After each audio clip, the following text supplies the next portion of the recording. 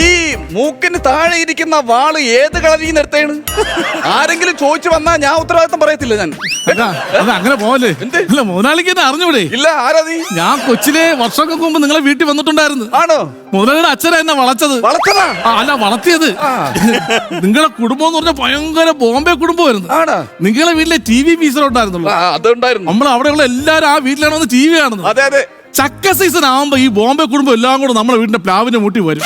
എന്നിട്ട് ചക്കയിൽ കിടന്ന് പിടി, ചമണി കിടന്ന് പിടി. എത്ര ചക്കക്കൊതി ഉണ്ടോ അങ്ങോട്ട്? അല്ല, അതാ ഉണ്ടായിരുന്നു. നിങ്ങളിപ്പോ അവിടെയെങ്കിലും അല്ലല്ലോ താമസം. ഇപ്പൊ എവിടെയാ താമസം? ഞാൻ എണ്ണ കമ്പനി അവിടെ ഒരു ഒറ്റത്തടി പാലമില്ലേ?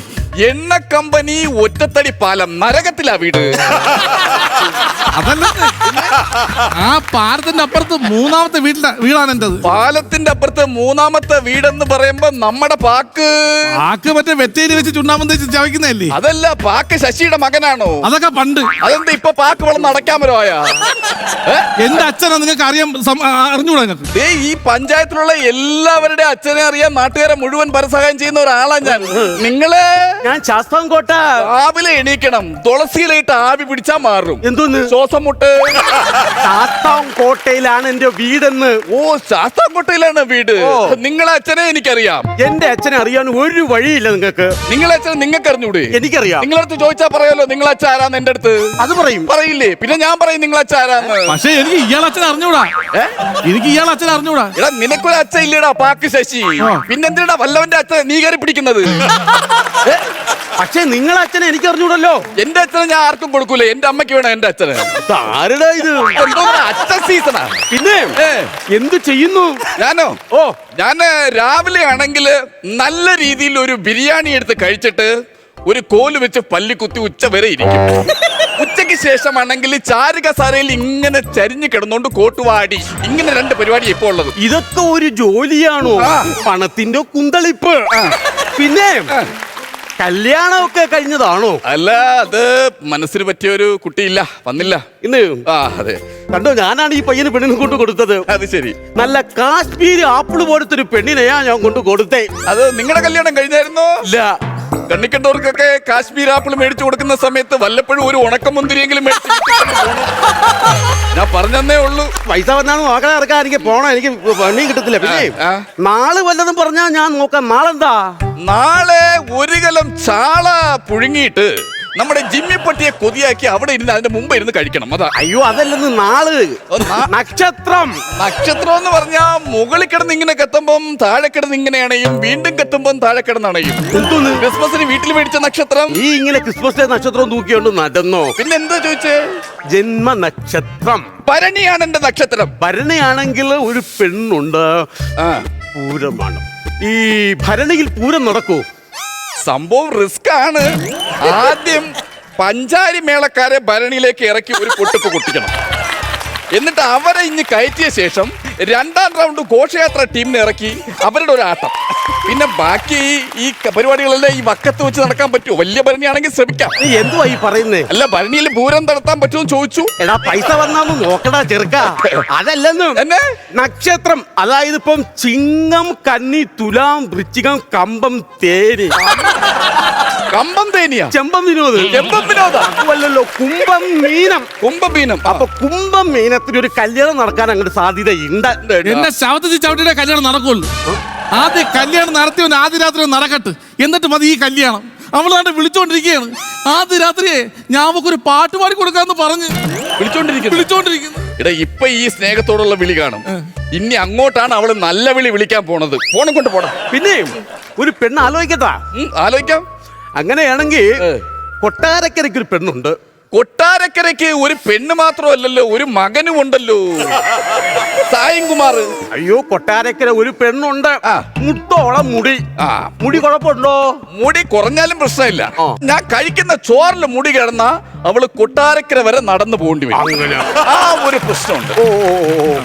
മാമ, ഞാൻ ഇപ്പോഴാണ് ആലോചിച്ചത്. എന്താടാ പറയടാ? നമ്മളവിടുത്തെ കാവിലെ ഞാനാണ് വിളക്ക് കത്തിക്കുന്നത്. ഞാൻ പോയി കത്തിച്ചിട്ട് വരട്ടാ. നീ വിളക്ക് കത്തിക്കാനല്ല, വിളക്ക് അണയ്ക്കാനാണ് പോണെന്ന് എനിക്ക് അറിയാം. മര്യാദക്ക് പൈസ എടുത്താടാ. അപ്പൊ എനിക്ക് വീട്ടിൽ പോകാനുള്ളേ. അപ്പൊ നമ്മുടെ കൊട്ടാരക്കരത്തെ പെണ്ണ്, കൊട്ടാരക്കരത്തെ പെണ്ണെന്ന് പറഞ്ഞാ പെണ്ണ് എങ്ങനെ ഇരിക്കണം? പെണ്ണെന്ന് പറഞ്ഞു കഴിഞ്ഞാൽ ഈ സാധാരണ പെണ്ണുങ്ങൾ എങ്ങനെയാണ് ഇരിക്കുന്ന? അതുപോലെ ഇരുന്നാ മതി. അല്ലാതെ അങ്ങനെ മാറിയിരിക്കുന്ന പറഞ്ഞാൽ ഈ സർക്കസിലെ പെണ്ണുങ്ങളൊക്കെ അല്ലേ ഈ കാലെടുത്ത് ഇങ്ങനെ ഇവിടെയൊക്കെ വെച്ച് ഇങ്ങനെയൊക്കെ ഇരിക്കുന്നു. അത് വേണ്ട, സാധാരണ പെണ്ണുങ്ങൾ ഇരിക്കുന്ന പോലെ ഇരിക്കുന്ന ഒരു പെണ്ണിനെ മതി. അങ്ങനെ മതിയാണെങ്കിൽ ജാതി ഏതാ? പച്ചപ്പാതിരേക്ക് ഒരു സ്ഥലത്ത് വന്നിട്ട് ഒരു മനുഷ്യന്റെ മുഖത്ത് നോക്കി ജാതി ചോദിക്കുന്നു. നിങ്ങൾ എവിടുത്തെ മനുഷ്യനാണ്? നിങ്ങളുടെ കൈ കാണിച്ചേ. ഈ കൈ മുറിഞ്ഞാലും ഒരേ കളർ രക്തമാണ് വരുന്നത്. ഒരു ജാതി, ഒരു മതം, ഒരു ദൈവം എന്നാണ് എന്റെ ഗുരുക്കന്മാർ എന്നെ പഠിപ്പിച്ചിട്ടുള്ളത്. പെണ്ണ് നോക്കുമ്പം വിശ്വകർമ്മ തട്ടാർ വിഭാഗത്തിൽ ഒരു പെണ്ണ്. അതെ മാമ, ഞാൻ ഇപ്പോഴാണ് ആലോചിച്ചത്. നമ്മളെ നന്ദിനി പശുവിനെ കാടി കൊടുത്തില്ല. ഞാൻ പോയി കാടി കൊടുത്തിട്ട് വരട്ടാ. ഇത് നന്ദിനി പശുവിന് കാടി കൊടുക്കാനുള്ള കാളയുടെ അതിബുദ്ധി. പോയി പൈസ എടുത്താടാ, പോയി പൈസ എടുത്താരാ നോക്കുന്നേ. പിന്നെ കാള കുത്തി, കടക് കുത്തി. പിന്നെ ബിസിനസ് എന്താണ്?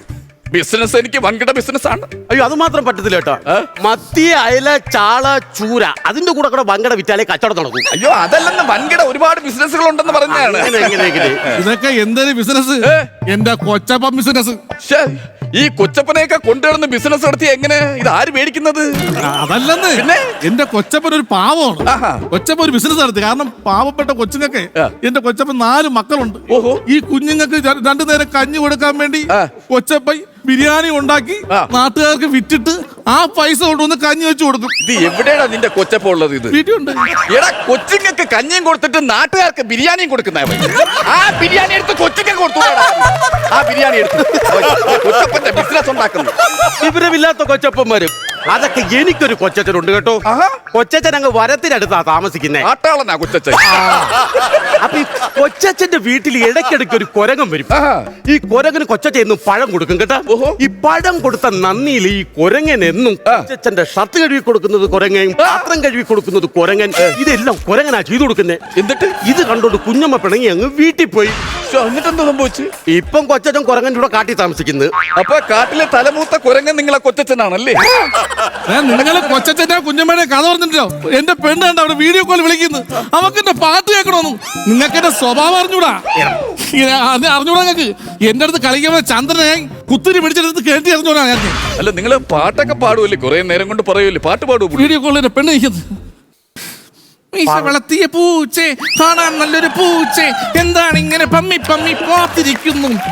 പാൽക്കിണ്ണം കണ്ടോ? അത് തട്ടിയിട്ട് കുടിച്ച അമ്മ വന്ന് കണ്ടാ പിന്നെ എന്നെ നിന്നെ തല്ലൂലേ? അയ്യയ്യേ, ഞാനില്ലേ? തല്ലുകൊള്ളാൻ ഞാനില്ലേ? ഈ പാട്ട് നിശ്ചയത്തിന് പാടിയിട്ടുണ്ടായിരുന്ന? അന്ന് തൊണ്ടവേദനയായിരുന്നു. നന്നായി, ഇല്ലെങ്കിൽ കല്യാണം നടക്കൂലായിരുന്നു. അയ്യോ, അച്ഛൻ വിളിക്കുന്നു. ഹലോ അച്ഛാ, എപ്പാ എവിടാ? അയ്യോ, എന്തുവാടാ? എന്റെ പാട്ട് കേട്ട് എന്റെ പെണ്ണെടുത്ത് ഞാൻ ഓടിയെന്ന്. ഇനി ഈ ബന്ധം അവക്ക് വേണ്ടെന്ന് പറഞ്ഞു. നിനക്ക് ഈ പാട്ട് ഉച്ചയ്ക്ക് പാടിക്കൂടായിരുന്നാ? അതെന്തിന്? അതാണെങ്കിൽ പെണ്ണിന് ഈ പാട്ടും കേട്ട് പേടിച്ചിട്ട് കാറി കയറി വീട്ടിൽ പോവായിരുന്നില്ലടാ. ഈ പാതിരാത്രി ആ പെൺകുച്ചിന് എവിടെ പോവാനാടാ? എന്റെ പെണ്ണ് പൈസ വന്നെന്ന് തോന്നുന്നു കേട്ടാ. സോമ, എടാ പൈസ വന്നടാ. പൈസ വന്ന് നിന്റെ കാർട്ടും വന്നെന്ന് തോന്നുന്നു. ഒരു കാര്യം ചെയ്യും, പൈസ നീ എനിക്ക് എടുത്ത് തന്നിട്ടേ കാർട്ടും കൊണ്ട് നീ വീട്ടിലോട്ട് പോ. ഇനി എനിക്ക് കാത് കിട്ടിട്ട് ഒരു കാര്യമില്ല. അതെന്ത്? എന്റെ ജീവിതമായി കുടുങ്ങി കിടക്കുകയല്ലേടാ. അപ്പൊ നമ്മളെ കൊട്ടാരക്കരത്തെ പെണ്ണ്